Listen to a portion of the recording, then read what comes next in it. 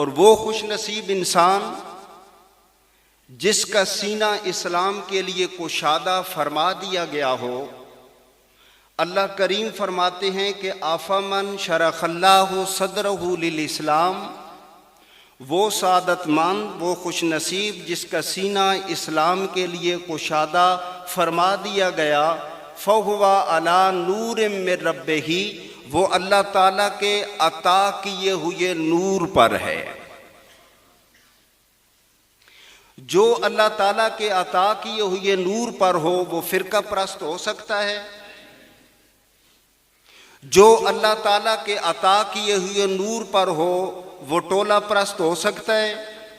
जो अल्लाह ताला के अता किए हुए नूर पर हो वो ज़ात परस्त हो सकता है, वो कौम परस्त हो सकता है। जो अल्लाह ताला के अता किए हुए नूर पर हो वो हसद, बुग़्ज़, कीना, कदूरत, नफ़रत को तरजीह दे सकता है।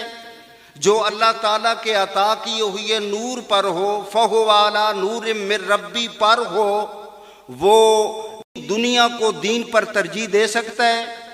वो रूहानियत का लिबादा ओढ़कर गैर महरम से तन्हाई में मुलाकात कर सकता है। अगर ऐसा है तो समझ लें कि फ़हुवा अला नूर मिन रब्बिही, वो सब कुछ है। वो जिस मकाम पर भी बैठा है लेकिन वो अल्लाह ताला के अता किए हुए नूर पर।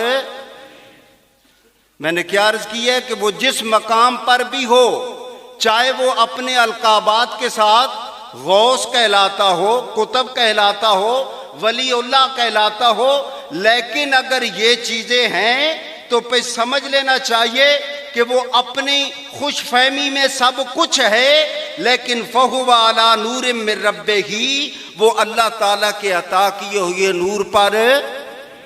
ये शर